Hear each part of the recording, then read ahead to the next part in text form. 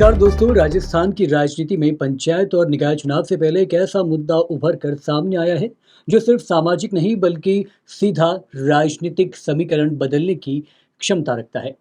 दोस्तों, दिव्यांगों को राजनीतिक आरक्षण देने की कहें कि मांग अब केवल एक सामाजिक अधिकार का सवाल नहीं रही, बल्कि ये एक संभावित वोट बैंक की राजनीति में बदलती दिखाई दे रही है।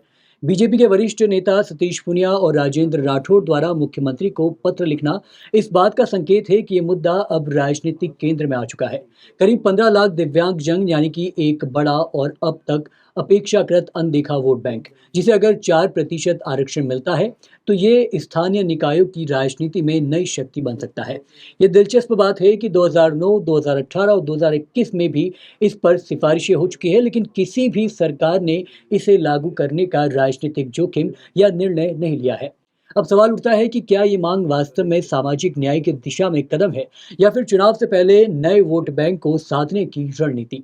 संविधान के अनुच्छेद 14, 15 और 41 और दिव्यांगजन अधिकार अधिनियम 2016 का हवाला देकर इस मांग को कानूनी और नैतिक मजबूती जरूर दी जा रही है, लेकिन असली परीक्षा राजनीतिक इच्छा शक्ति की है। अगर सरकार इस पर फैसला लेती है तो ये केवल दिव्यांगों को प्रतिनिधित्व देने का मामला नहीं होगा, बल्कि दोस्तों राजस्थान की स्थानीय राजनीति में एक नया सामाजिक समीकरण भी खड़ा करेगा।